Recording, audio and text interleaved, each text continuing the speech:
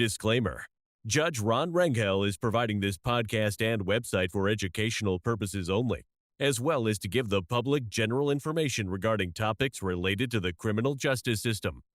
The views, thoughts, and opinions of his guest speakers are the speaker's own and do not represent the views, thoughts, and opinions of Judge Rangel.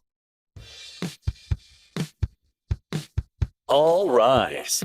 You are now listening to Beyond the Gavel with Judge Ron Rangel, educating the public and expanding mindsets. Subscribe on our website, beyondthegavelpodcast.com, or your favorite podcast platform for more of the latest podcast episodes and updates.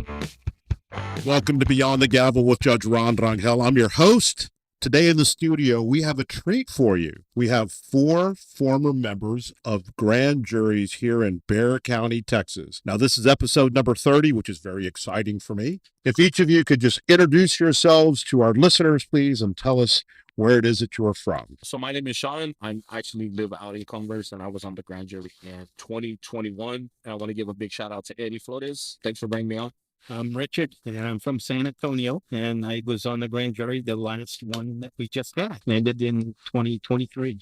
Hi, my name is Melanie, and I am originally from San Antonio, and I was on the grand jury from December 2023 that just ended. And shout out to Eddie Flores. I'm Gina. I was originally from Maryland. I live in my book right now, when I was in the most recent grand jury that just ended in 2023. So Richard, Melanie, and Gina were on a grand jury that I supervised, right? This last one. Is that right? Yes. And Sean, you're the odd man out. I am, but I mean, You're going to give us a little bit of a different perspective today. All right, well, let's sort of explain to folks what it means to be on a grand jury. The grand jury originates from the Fifth Amendment of the U.S. Constitution, the same amendment that gives individuals accused of a crime the right to remain silent. Now, what that particular amendment says related to grand juries is if you are accused of a capital or otherwise an infamous case, which we refer to as a felony offense in today's lingo, you have a right to have your case presented to a grand jury before the district court has jurisdiction over that case. So basically, what y'all did is you reviewed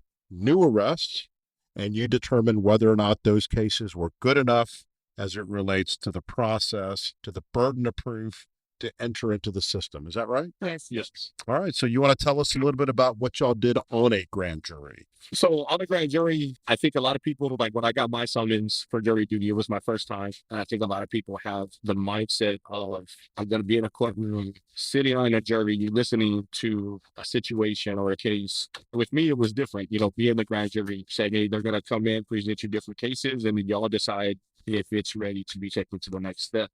Me serving as the foreman, I thought it was very exciting because you only see the grand jury publicized on TV or in movies. It's always just, hey, it's a trial, and that's what it is.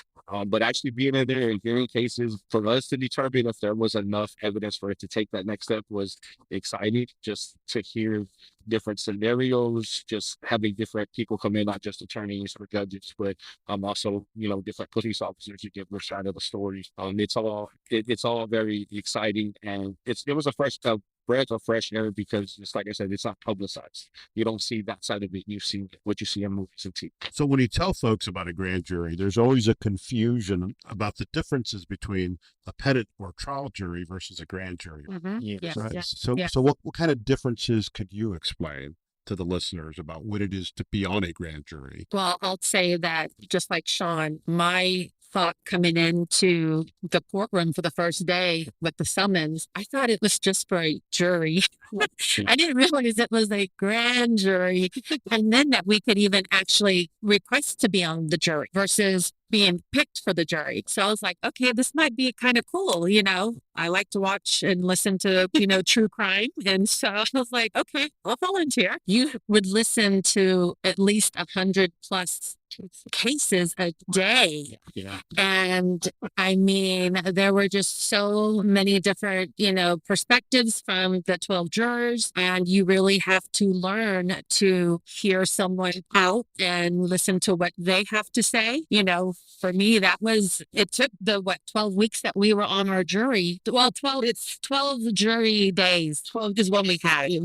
And so by the end of that process, you kind of learn how to listen to other people and not try and dominate the conversation. So that was my take away from being on the jury. Well, let's backtrack with that then. All right. So you're at home one day. You go to the mailbox thinking everything is peachy, everything is fine. I didn't go to the mailbox like that.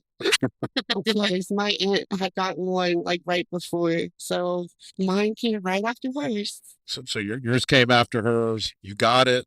How did you feel when you got that? I had to look up what a grand jury was because I was unaware of what it really was, even though I have, gone to school for criminal justice, and they didn't really talk about that. They talked about the 4-day process. I went and checked to see the last time I served. So you're looking for a way to get out of it. Yeah. Because I honestly believe that you should serve. And that's why I served on the other jury. And that was 3 years ago. So that was a trial jury or a pettit jury. It was, yes. Melanie? I've never served on any way. I had a regular jury summons. And of course, thank goodness I wasn't picked. If I had to choose, I would choose the grand jury again. I even told Eddie, can I sign up again? Because we didn't get on the list. Yeah. Why is that? Why is it that the grand jury for you seemed more fun or better than? Because it was more than one specific, trial or case. Yes. And I just think that You look forward to certain cases. Exactly. Oh yeah, we would come in and be like, okay, how many murder cases do we And for a lot of us, that's what it was too. It was the variety because Correct. every day was something different. It was always a new story. Yes. And for a lot of us, we were just like, man, like there's a lot going on that we do not know about. Like there's a lot going on in San Antonio. That are you You have sitting no exactly. idea what's going on. And I mean, don't get me wrong, not all the stories were great. Oh, But of course. I mean, it's the truth is, I mean, it's what's going It's on, what- it's what's happening. But just to be able to hear those stories and be like, man, there's something going on. It made a lot of us more receptive to what's going on. And then for me personally, like when I got one, my wife, my daughter, a little bit more because you hear some of these stories and it's just like, wow. Yeah. But no, it's just a variety of everyday stuff, like different cases. But I mean, the lawyers you build a relationship with because you see them. Oh my goodness. Yes. So that was interesting. We always make our little jokes with each other, but just hearing the cases, just something new every day. Some of the situations, you just could not make this stuff up. It was like straight out of a TV series or something. Yeah, it's a lot of it sticks with you. So y'all came in, right? Each day you were presented with a lot of cases. Now, these are cases that are considered to be the most serious in our system. These are all felony cases. And so as a result of that, people have a tendency to think that all the cases that y'all had to filter through are the most violent. In reality, what was the bulk of the cases that y'all had to listen to, analyze, and figure out whether or not they were good? I would say drug cases. Yeah. There was a lot of like when they had too much of a certain drug or over the limit or traffic stops. That was basically the most that we heard. So there are some statistics that are thrown out that say in felony courts, over 90% of the cases that come through the system are non-violent cases. Is that something that y'all observed? I would think so. I- Yeah. I would agree. It just seemed like a lot of them were drug cases and they got picked up because they were at a stoplight doing something stupid. I would agree with the drug cases, and a lot of our cases were actually like sexual assault cases, but it involved a minor. I think the thing that pertains or happened to do that, I think because COVID was going on, so the kids were staying at home a lot more. So we caught a lot of the end of that. So a lot of our cases kind of were more of that and the drug. So Sean, your experience on the grand jury was during COVID. It was right after because we came in 2021. Uh-huh. So we got a lot of the cases that happened during COVID. A lot of kids were staying at home. So my wife, she's actually a therapist, and she would deal with some kids that would be staying at home and they would be going through the abuse. They would be going through, whatever they were going through. So we caught a lot of that. Well, then that kind of makes sense why your experience was different than the other three, right? Because people weren't going to work in the same way. They weren't being educated the same way. I was here in the courthouse doing a lot of things by Zoom. So as a result of that, people weren't getting stopped as frequently on traffic stops. Is that right? Yeah, that'd be accurate. Wow. That's interesting. I mean, it's one of those, like I said, a lot of us during the grand jury, I was on, we had kids, and a lot of these hit home to a lot of us. It's all like controlling their emotions, checking their emotions. And being a parent, I'm just like, look, if anybody did that to my kid, like, so we're hearing a lot of these stories. It's like I said, it's the dark side, but it's our civic duty to do that. And at the end of the day, like, we can't do it as parents. We actually had to be biased and say, hey, like, there is enough evidence here for it to go to the next step.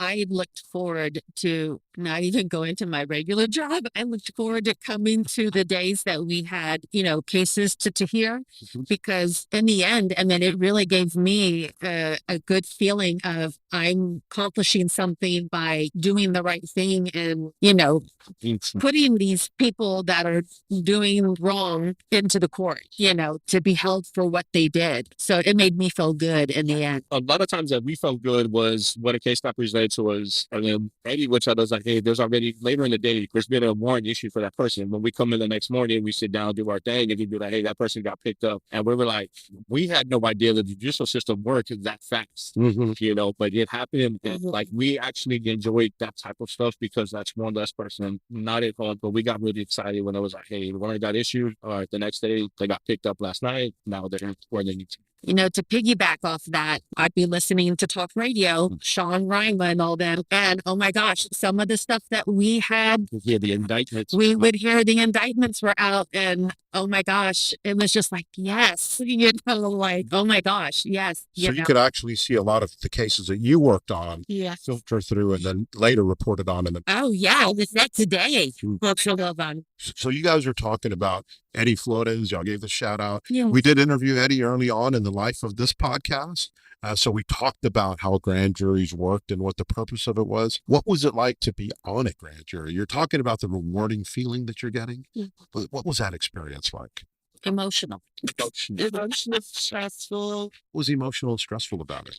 For me, it took, I think, the 12 days over the 8-week span. Yeah. I think it just built up and built up and built up. And the last day, there was a few of us that it was just a very emotional day because, there was just one in particular case that we were working on that took a few days and it finally just broke. The dam broke and just tears, we had to just walk away. I mean, it was just very emotional. So a lot of it is related to like the human condition. Absolutely. Yes, and I think a lot of it was a lot of like mental health involved in that case a lot. We just broke. Kind of like we had a day where it was just like enough is enough. So you talk about mental health. There's other statistics that include mental health, drug addiction issues, or a combination of both being involved in about 53% of arrests. Is that something that y'all could see through your work on the grand jury? For mental health, most definitely. Now, you can hear a story and just know like something's not right. So you could kind of get that. And it's apparent from the way they would tell the story because they would go word for word what the police report said. And you could tell just right off the bat, like, hey, like something's not right. You could tell that maybe they just had a momentary lapse in judgment. Maybe somebody got really hurt in that momentary loss of judgment. Right. Yes. And they still had to be held accountable for what was done wrong, even though it was a momentary lapse in judgment. And they haven't had any kind of previous record, maybe. Yeah. So for me, that's where the human element kicked in. It's like this person had a momentary lapse of judgment. You could tell that it's a mental health issue. But somebody did get hurt. The human element for me was like taking in the totality of the picture, and me having to be like, okay, like this person needs help. This is what happened. Now more people are hurting because of this person, so that's kind of where the human element comes in. But yeah, mental health and drugs, you would definitely see play a big part. I know we had asked on a few cases if these people were going to be put in prison or if they were actually going to get help. Right. Yes. And that makes a big difference, right? It does. How you go. So you guys are talking about stress and emotions and things like that. When you first get started on the grand jury, you're sworn that all the communications and deliberations within that grand jury room are secret. Right. What was that like, knowing that you're going through this type of a stress? It was stressful. Yeah. Because you can't go home and talk to anybody. You can't text anybody. You can't, post on social media. You Right. can't do any of that. So for me, There's no outlet. yeah, there's no outlet exactly. Yeah. So just being able to have to bottle everything up that you feel and find your own outlet, that was difficult at times. I agree. But yeah, just not being able to bend it. And you hear horror stories. Like you hear horror stories and you just look at the other people and you're like, wow, what is something that the only way you're going to talk about it is with each other in that room. So we would stay after we were adjourned to kind of talk about it. So you kind of used each other. Kind of used each other, yeah. Because like a lot of stuff that I heard horror stories, I don't want to take home and tell my wife. So it was one of those to where we all heard it. I mean, we would use each other as a outlet because we couldn't have been to anybody else. So I used to just ask my wife. I can't understand what people are thinking. I was just going to say, emotionally, the very last day, I mean, it took a toll. I think we had to revote like 4 or 5 times. You had to bring the prosecutor in 3 times to ask them questions. Yeah, it was. And then, of course, I emotionally broke down because I was struggling with exactly what you just said, that there was maybe a momentary lapse. They need help, but someone on the other part of the case got hurt, and you're trying to make sure that each one, gets handled correctly and some kind of justice. And at another point, I went to the restroom and I was like, God, help me make the right decision, because this was going to be someone's life that we were going to impact. Yeah. And it took a few revotes. Well, we did, but we got the prosecutor to change the charge. And that was the only way in the end that the 2 of us were like, okay, I'm okay with that. Yeah, I can deal with that as the repercussion, and the consequence. It was just the other I was struggling with. Yeah. So the point then that I'm hearing is not every case fits neatly into a box, right? Yeah. We have these crimes laid out in the statutes and people are like, well, here's a murder and why did this person get this sentence? And this other murder, why did somebody get a different sentence? So that's a concept that we talk about called law in the books versus law in action. What did y'all see as it relates to the many different types of hearts that you had to deal with, mindsets, results? What was that like? So for me, a lot of it was day one, they brought, some people in and they're like, hey, take in the totality of the picture. Now, if you have, let's say a boyfriend, girlfriend get pulled over, girlfriend's driving, there's drugs in the car, never been in trouble before. She's going to college. She has a full-time job. But her boyfriend that's in the car with her, he's gang member. He's got tattoos and, he's got that criminal sheet, so they're like kind of taking the totality. What are the chances it's hers compared to him? And it's one of those to where you really want to make that decision of messing up her life when she's just about to get it started. She's doing everything right. It could have just been a lapse in judgment. She could have been in love. I mean, there was a lot of different cases that was presented. You're going to feel, your heart's going to feel a different way. And it's just being able to take in the totality of the picture and be like, okay. The way I felt sometimes was a lot of us would be divided on, there's enough evidence, but do we like the charge? And we call back the prosecutor and they would kind of explain something again and then probably step out. And then it was like, okay, now we're good. Yeah, and I always wonder what folks on the grand jury look at as things of like legal terminology, like what do certain terms mean? Whether or not there was probable cause to indict a case, to allow that case to go before the district court. What does a phrase like probable cause mean to you? What did that mean while you were in the grand jury room? It was different case by case. Is there enough evidence? Is there enough evidence? Yes. And they're right. Like sometimes it was just like, hey, we feel this would get resolved at the next level. There were some cases I wish I could be in the jury. And I haven't seen anything about that on TV or anything like that. And I keep looking to see if there's... Well, they told us on that one, and it'll be about almost a year. So I'm going to be watching. The high profile cases that y'all dealt with, those haven't come up yet. Correct. Right? Yeah. What about you, Sean? Have you dealt with any high profile cases on the grand jury that you've seen the end result in the trial courts? Just what got played out on TV. Nothing that like they went to trial. We didn't see the end result for trial, but earlier in one of our days and something was presented to us. We voted yes, and that was a warrant issue. And later that the 6 o'clock news, they had him picked up, and it was seeing him taking that stroll. So we got to see that publicized, but we didn't really have too many high profile cases. But that was one that sticks in my head. All right, let's take a quick Q&A break. We'll be right back.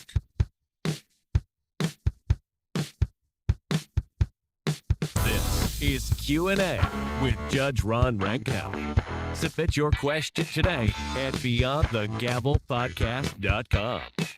Welcome to the Q&A break. We have a question. The question reads as follows. When do juries get sequestered? Does their pay increase when that happens? That's an interesting one. Now, on the civil side of the bar, it's actually up to the judge to decide when juries get sequestered. On the criminal side, it's up to the parties. And let me explain how this works. Once the jury has obtained all the evidence that is available to them in the trial, then the judge reads the law to them. The law is a document entitled Charge of the Court. Once the judge reads that charge, then the attorneys make their closing arguments and the juries begin to deliberate. Now, on the criminal side, once that jury has come together and started their deliberations, they cannot break, which means it's the end of the night and they tell the judge, we still can't decide how to rule on this case. Then the parties have to agree to let that jury separate. Sometimes parties say, we don't want to let that jury separate. They have to stay together. In that case, then they have to be sequestered, which means they don't get to go home. They don't get to talk to anybody else, which is the idea. They get their cell phones taken away from them. We produce an opportunity for them to stay in a hotel. Some bailiffs have to stay with them to make sure that they don't violate the rules of communicating with anyone outside of that jury. Once they begin deliberating, it's very important that we do not allow outside influence affect anybody on that jury. So we've only had to do it a couple of times in the 379 since I've been here, only because I make sure that the parties know if you intend to not let this jury break, maybe we'll start these jury deliberations early the next day. We don't want to start those kind of things at 5 o'clock in the afternoon. Now, the question regarding their pay increase when they're sequestered, the answer is no. Jurors get paid a certain amount per day, $20 a first day now, $58 for every subsequent day. That does not increase based on where it is that they have to spend the night. That's a very good question. Make sure to keep them coming. Let's head back to the show. This is Q&A with Judge Ron Rangel. Submit your question today at beyondthegavelpodcast.com. Welcome back. I'm here talking to four former grand juries, Sean, Richard, Melanie, and Gina.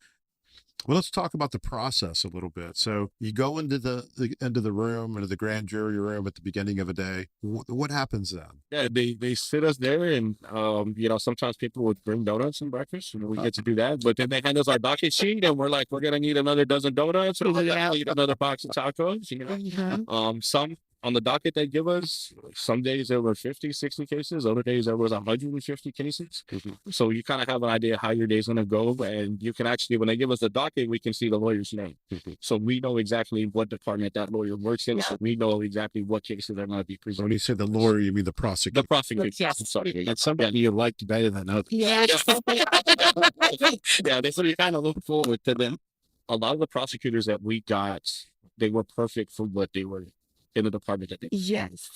So basically, then these prosecutors would come in and they would have a case to present before you. Yeah. How would they go about presenting those cases to y'all? So they come in, they have usually their stack of file folders with them, and they, warn us, okay, I got so many, but I'll make it quick. So like, okay. Then they just open it and they tell you basically, what the case is about, who it's regarding. We would mark off on our list who we're on, and they present the facts, basically. Some were short and sweet. Some, there was a lot, and they were more detailed than others. Some prosecutors they just kept it simple. There was a few of them that really gave a lot of details. And to me, those details helped you make a decision. Yeah, they did. So Yeah, they had a cart, so they had their desk, they would present in front of us, so they give it to us, look at the grand jury. Next one was a cart, so they put their files in there when they were done. Yep. And they would step out because we got to vote in secret, and the files were there, and we could go up and look at them. if you wanted to, yes. We could go in there, look at the photos, the reports, whatever we needed. And some cases we did do that because we needed more detail, or we would call the prosecutor back in and say, hey, can you give us a little more detail on this? What does this mean? What happened here? And they would gladly do that. But a lot of them were just like, hey, the files are here. I mean, as a grand jury, we have a right to determine probable cause for it to take that next step. So we would actually look at the files and look, some cases we would look at the totality of the picture that needed to be looked at more deeply and kind of make that determination. I don't think we looked at a single file No. after they walked out. I think we grilled them pretty good. I think we did. I think we had a good variety of citizens on the jury. I think we all asked quite a few questions to get the details even further if we questioned anything, which was great then because they presented well. So Yeah, the no. prosecutors would come in, present a case. There are 12 of you on a grand jury, right? Yes. Sometimes maybe there'd be less, Correct. but it would take a certain number, 9 of y'all, in order to indict a case. Correct. So if there were 10 members that day, then if more than one did not believe those probable cause, you did not indict. Correct. Right? So what would happen then when the prosecutor would leave? Would y'all deliberate? Would y'all discuss these Yes. things? I think in the beginning, you don't really know what to expect yourself. Yeah. So you kind of just vote and don't ask as many questions amongst you. Correct. And after you get there, halfway through, you're a pro. Then they're asking all kinds of questions. Yeah, because I think by the second week, we finally decided, wait a minute, can't we make this go faster? Let's raise our hands if we're let's decide now if we're going to do, for or against. And then the ones for, we just raise our hand and that made it faster. So, oh yeah, they'd walk out, the door probably wouldn't even close. And they were like, come back. But with us, that's how it was too. So like I'm sitting there, I'm just like, they walk out, yes, just raise your hand. No, just raise your hand. But I mean, if they did yes, and of course there was more than 9, then we knew. Now there was some instances where some people would raise their hand, and we would ask them like, hey, like what is your Reason. Yeah, there you go. Thank you. Mhm. What is your reason for not raising? And they would voice it. And at that point, that's when we would be like, okay, we need the prosecutor back in here, or we'd look at the file again. But most of the time, it was a quick like, yeah. Like by the time I got out there, I mean, like, hey, They didn't even have to that's sit down. I mean, for us, it was like, I think the first week, maybe my assistant foreman would kind of rebrief us on what we had just heard. Yeah, we did start to do that because if the prosecutor had 10 cases, we weren't going to deliberate on one. What we started to do was they would present the 10 cases, go out, and then instead of us saying, okay, on this one, yay or nay, we're just like, are there any that y'all are against? And we got through 10 real quick.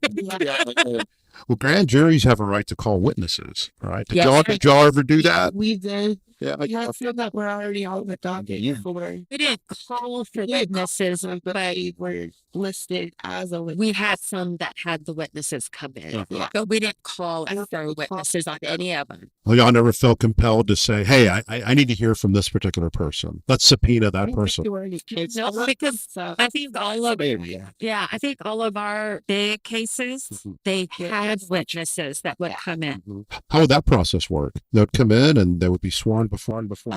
either me or the foreman, the assistant foreman would, swear them in, tell us what they needed us to know, Right. and we would question them just like we questioned the prosecutors when they were telling us the stories. There's a famous New York judge who one time had his daughter indicted by a grand jury, and his response was, a grand jury will indict a ham sandwich. Have y'all heard of that term before? Yeah. No? That's not really So, so the idea is whatever the DA will bring before a grand jury, they're going to indict. What's y'all's response to that? I mean, unless there's cheese on a sandwich, then I would say no. It depends on the ham. Yeah, exactly. Depends on the ham. Where we're too on that. Yeah, You got to dress it up a little bit. If it's a Walmart ham, I don't want that. I go to the HEB deli where it's hand cut. Yeah, sure. Why not? But no, that's not the case because, like I said, you got to take in the totality of the situation. It's just one of those where it's a case by case basis. Everything's going to be different. Every scenario is going to be different. The people are going to be different, and it's just taking in the totality of the situation. And if you like the locations of each of the stories, it would go from like Puerto Rico to where I live, where some other person lives on the jury, and so it just kind of brought in like a full spectrum of what San Antonio is. The ones I like is when, in case we get presented and we go to take a vote, somebody, I can't vote because I know that person. Exactly. Our grand jury, it happened a lot more than I thought it would. Like a lot of these people knew these people. Well, it doesn't matter where we live in Yeah. the community. There is basically crime all around us. Is that something that y'all noticed when you looked at I did. Yeah, I mean, that's 100%. what was that feeling like? scary. Scary. A little bit. Yeah, 100%. Because knowing that you can go anywhere in the city and something could happen. Yeah. So it's just one of those to where like you just gotta be more vigilant, more aware of your surroundings. Right. It's scary because I mean if it's just you by yourself, like it's just you have to worry about it. Yeah, I remember growing up, and I used to walk 5 or 6 miles to go fishing when I was 10 years old. I wouldn't do that today. Yeah. I mean we live, where I live, we don't live that far from the elementary school, and my wife don't even let my daughter walk to school. Compared to me growing up on the south side, San Antonio, living a block away, and I'm 7 years old walking to school, and my mom's like, "Go." It's a different time, definitely, but just knowing what goes on in the city, knowing that it can happen anywhere to anyone, is definitely it heightened my awareness. I think what was very eye-opening, there were so many young kids that were committing major crimes. Yeah. And I mean, these kids are 18, 17, 19, 20. And I'm like, oh my gosh, that's my baby. It was really scary. Not multiple, not one murder, maybe multiple. Like, oh my gosh, you just threw away your life. And then you think, what was their upbringing like? They probably maybe came from a rough part of the neighborhood, or a family that maybe didn't put as much emphasis on making sure they were in something to keep them busy and hopefully out of, Definitely. exactly. And I think that it plays a part. But oh my gosh, to see how many young teens were out there committing major crimes, That lack of support. it was very scary, very eye-opening. You look at it differently when those are presented to you, and you're like, well, what about the parents? Right? Yeah. And they say, oh, well, dad has a rap sheet this one. Mom's, got 20 years for this. And at that point, you just realize there's no structure, and it's just a habitual cycle of these kids not getting the right type of structure or guidance to prevent them from living that life. I grew up in an area where it wasn't the best, saw some crazy stuff. Luckily, my mom was there to keep my head on straight. And it's just one of those two where you had to be able to get out of it. But yeah, there's no guidance. And when you see the rap sheet of the parents, the kids just kind of fall into that cycle and can never get out of it. Before you actually came in and served on a grand jury, you had a certain perception or conception as to how the system worked, right? Now that you've gone through the process, are there any things that you've learned that has surprised you about the system? Anything that you've learned about the system that kind of turned on a light bulb in your A lot different. I think for me, also what I took out of it was I always would say, okay, the cops have nothing better to do, and I'd be driving on the road. Where's the cop when you need one? And I'm like, can I be like a citizen cop? Because I could be pulling these people over left and right for all the stuff that they're doing wrong. Yeah. But then when we had to deal with some of cases that had cops come in and hear their stories and their side, and I was like, okay, I have a little bit more respect for the cops, a little bit more. Okay, some of them are really dealing with some dangerous things out there. I took away from it that I had a little bit of a different perspective for the cops, a little bit more of a respect for them and what they deal with or can deal with on a daily basis. With the dangers involved in their The job. dangers involved, absolutely. What about you, Richard? Anything you get out of it that was surprised you, that you learned about the system, or maybe a lot of things? Yes, a lot of things. One of the things that, being on the grand jury, I noticed that there are some bad cops, but there are a lot of good cops that are doing a good job out there. Humans. There's humans. Yes, everybody is human. Yes. And you don't know what's going through people's lives. That determines the choices you make. But being on the grand jury, you get to see that. And it's very interesting. What about you, Sean? For me, it was just how quickly a lapse of judgment can not really change your life, but Other people. other people. Right. Yeah. And I'm not talking about just drugs and getting locked up or mental health issues. I'm talking about lapse in judgment where, you get behind the wheel of a car thinking you're fine and you pull out onto the access road and boom, you hit somebody. You're driving down the street, you hit somebody. Somebody's just walking down the street and you're having a bad day and just say, hey, like, it is what it is, and you handle your business. I know we hear a lot of it referred to as like street justice, like drug dealers taking out, rivals and all that, or gangsters saving our rivals. When you see some of that, you kind of get impacted because it's like, well, a person had a mother, a spouse, a partner, kids, and it's just that one person makes that lapse of judgment. And after that, we heard stories of, when they're getting interrogated and they're like, look, I'm sorry it happened. I wish I could take it back, and then it comes to us and then you have 12 people that decide, is that lapse of judgment worth your life? The other thing for me too is like how quickly you would vote yes. And they'd have a water time within an hour, and I'm like, I feel like there was just a judge that just like, for him to just waiting in the yard. like, hey, like, oh, you voted yes. All right, I got you. For me, that was another eye opener, coming from the legal side, because it's just you vote yes, and then an hour later, hey, warrant's been issued, and then you see it on 6 o'clock news, somebody's been picked up, and it's like, we just voted for that at 3 o'clock. Like, Cases were very easy to do. Yeah, 100%. But it's like the wheels of justice. Some people say they move slowly, but in those cases, I'm like, dang, that was fast. So I think for me, and the only thing that I questioned sometimes, not out loud, obviously, but just in my own mind, was especially when it came to the repeaters.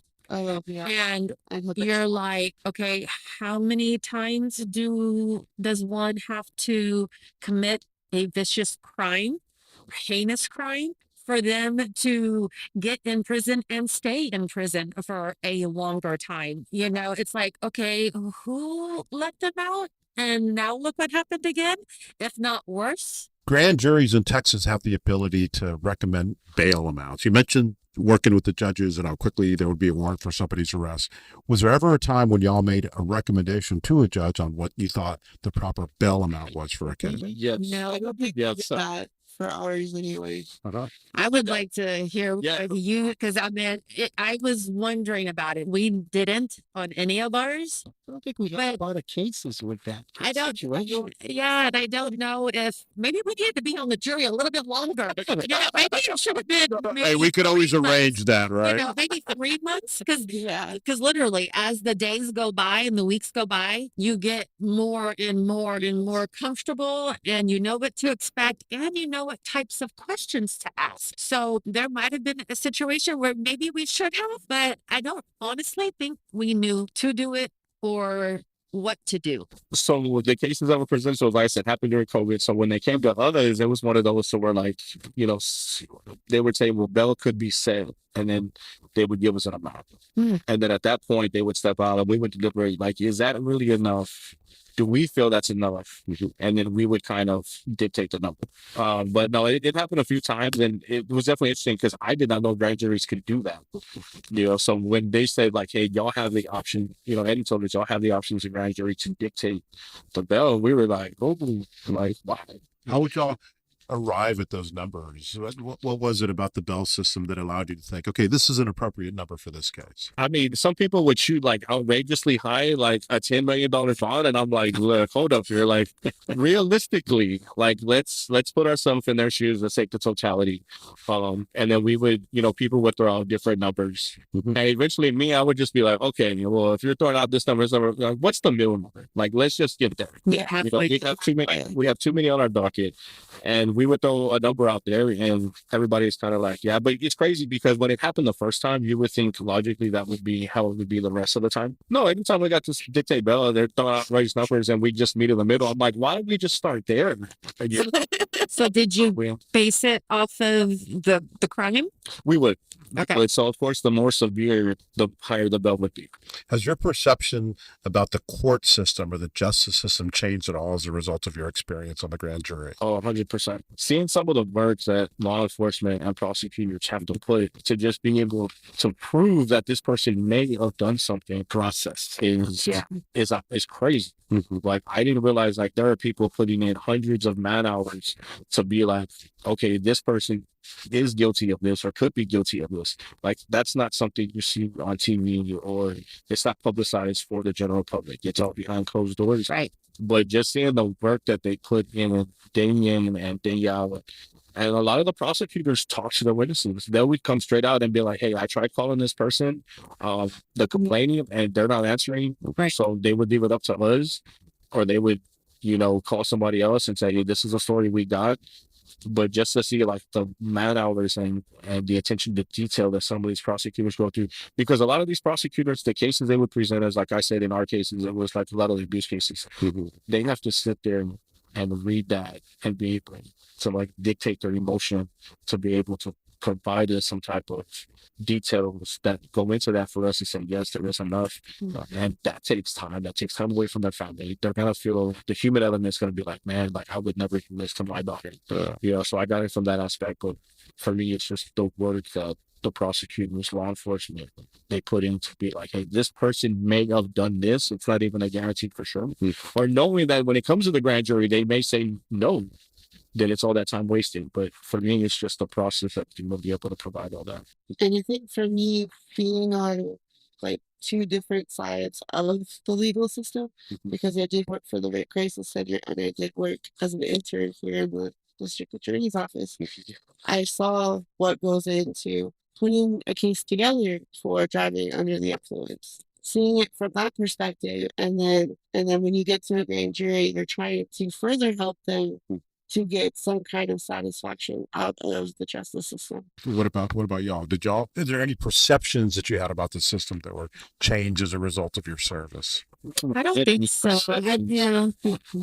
It was very interesting to see the process that goes I think y'all through started the investigating investigating and putting all that together and bringing it in front of us. All the work involved. Yes. Correct. Because that could have been months that So the that's- prosecutor was working on something. And then, more evidence comes to light, or, and they're now bringing it back to the grand jury, So, but other than that, I mean, I didn't have a perception coming into it. Are there times since your service that you've ever observed anything in the media that makes you go, wait, that's not really how it works? I do that with my job. I see stuff on TV and it's like, that isn't true. For me, honestly, I do not watch the news. I will listen. My husband just got me into talk radio, so I only listen from 8 o'clock to 10:30. You came in, you said you loved the crime stories, the Podcast. Yes, absolutely. I love to watch whether it's a true crime movie, documentary, or the podcast, to see what has happened and to see what the end result was. Exactly. And so, yeah. With crime rates around the country, district attorneys' offices all over the urban areas have been criticized for policies and work and things of that nature. Absolutely. Yeah. I'm here talking to Sean, Richard, Melanie, and Gina. Thank you all so much for your service. I know that when you got called to serve on that grand jury, it may have been concerning when you came in, but the fact that you sat through it, you served our community the way that you did, makes all of us here at Beyond the Gavel salute you. Are there any last words that you would have for listeners regarding your experience and the things that you learned on that grand jury? For me, it's, if you have the opportunity to serve on the grand jury, definitely take it. It'll change your mindset. It'll change your perception of the process of the legal system, the time and effort that goes through to make sure everybody is safe. We're able to go home, see our loved ones. Just take advantage of it. Like I said, it'll change your mindset. Well, I enjoyed doing it. And one of the things that I did learn was, on a regular jury, the jurors can't talk amongst themselves. In the grand jury, it's totally opposite. And that was kind of a surprise to me.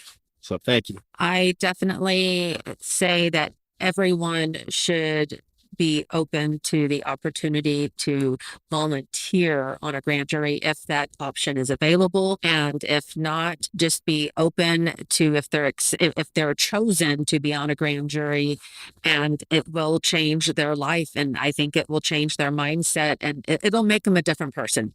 It really will. I second that. I actually take pride in the fact that I was able to be on a grand jury. You know, going through college for criminal justice, it puts another mindset into my heart about how passionate I am about the law. And if things in my life had turned out differently, where would I have been with that? And that's what I think about when I was on this grand jury. It's often been said that grand juries are sort of like that line of defense that keeps us free and safe from a government that will intrude. Y'all obviously did your jobs very, very well. Thank you again. We've reached the end of this episode. Thank you all so much for listening. We'll be back in 2 weeks. You've been listening to Beyond the Gavel with Judge Ron Rangel. Join us in the next 2 weeks where we are educating the public and expanding mindsets. Head to our website, beyondthegavelpodcast.com, or your favorite podcast platform to subscribe to the latest episodes and updates.